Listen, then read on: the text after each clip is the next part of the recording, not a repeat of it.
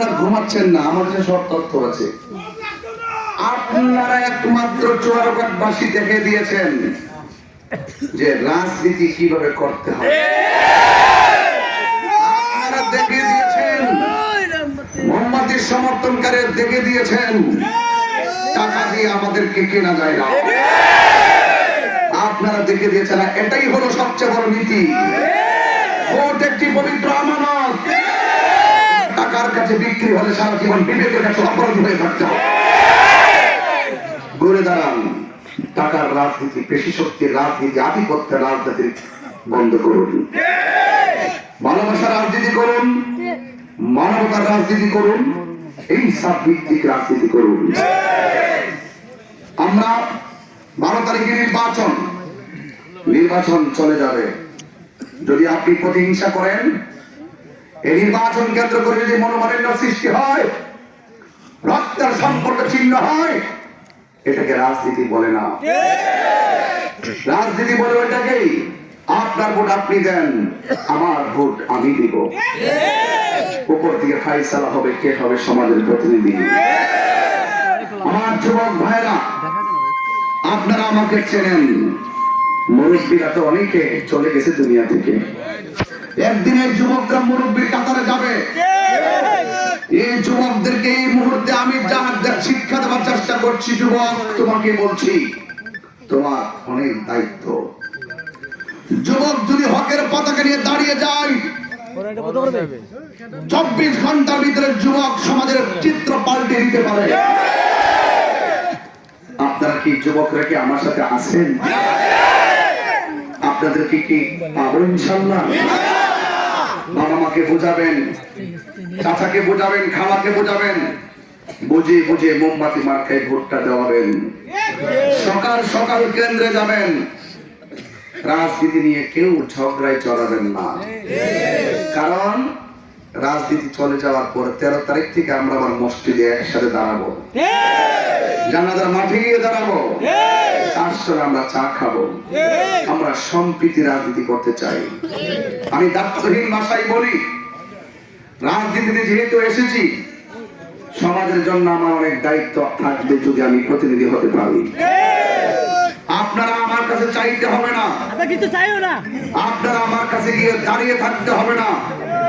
আমি আপনাদের মুখে হাসি ফোটানোর জন্য দৌড়তে পারবো, জায়গা মতো গিয়ে ধরতে পারবো, এবং সেই রাষ্ট্রতন্ত্রের গুরুত্বপূর্ণ জায়গা থেকে চুয়ারঘাটের ভাগ্য পরিবর্তন করার জন্য যা প্রয়োজন তাই করতে পারবেন, তাই করতে পারবো। কারণ রাষ্ট্রতন্ত্রের গুরুত্বপূর্ণ জায়গায় আমাকে অনেক আদর করে, অনেক মহব্বত করে। একটা সুনাম সুখ্যাতি মানুষের মধ্যে আছে ভালোবাসার ভিত্তিতে। টেনশন করবেন না, বানিয়ে দেখুন আমি কি করি আপনার জন্য।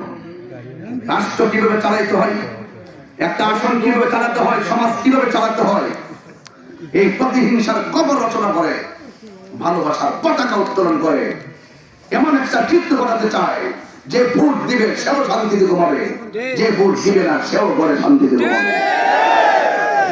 53 বছর পরে দেখতে দেখতে দেখতে দেখতে আমরা হয়ে গেছি। চাচাতো ভাইকে মামলা দিয়ে ছড়িয়ে দিয়ে জড়ানো হয়েছে একমাত্র রাজনীতির কারণে। এই রাজনীতি প্রতিহিংসার জন্ম দেয়, সেটা রাজনীতি না। রাজনীতি হলো রাজার নীতি। রাজার নীতি হবে এমন, সে সূচক হবে না, সে সেবক হবে। আমরা সেবক হতে চাই, আমরা মানবিক হতে চাই। স্কুল, কলেজ, ইউনিভার্সিটি, মাদ্রাসা, প্রাইমারি সহকারে, হসপিটাল, ক্লিনিক, প্রাইভেট ক্লিনিক সহকারে, অবকাঠামোর উন্নয়ন সহকারে, কালভার্ট, ব্রিজ, কাঁচা রাস্তা পরিবর্তন সহকারে যা কিছু প্রয়োজন ইনশাআল্লাহ আপনাদেরকে এমন ভাবে, আল্লাহ যদি আমাকে দয়া করে এমন ভাবে কাজ করতে চাই যেন আপনারাই বলেন যে এখন তো অনেকে বলে কেন ব্রাহ্মণ বাড়ি থেকে আসছি, আপনারাই যেন বলেন যে হুজুর আপনি আবার আসেন।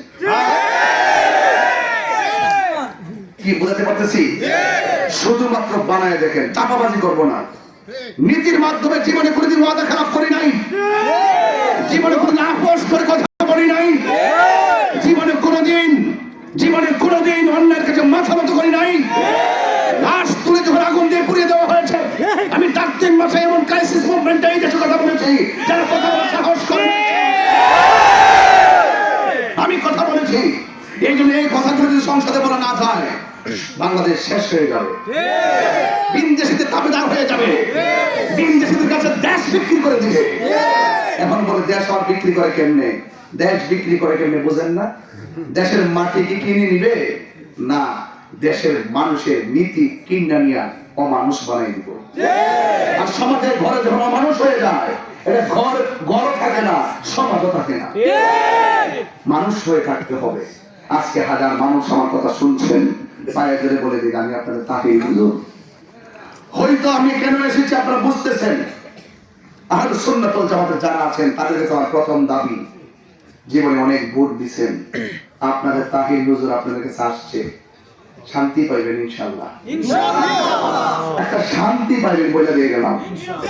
আমি যে আসছি, জীবনে বহুত ভোট দিচ্ছেন, অন্তত এবার ভোটটা মোমবাতিতে দেন। আমাকে কেউ দাবি আছেন, দাবি থাকতে পারে না। আপনি যে ভোট দিয়ে জীবনে বানাইছেন, আপনার ঘরে এসে কি বিল্ডিং বানাই দিছে? দিয়া দেন একটু মোমবাতিকে, দেখেন আমি কি করি, কেমনে সমাজটা সাজাই, সুযোগটা দেন। আর সংসদে গিয়ে কি বলি শুধু শুনিয়েন। শুধুমাত্র আমার আসন না, গোটা বাংলাদেশটাকে পরিবর্তন করার জন্য আমি স্বপ্ন দেখে মাঠে দিই।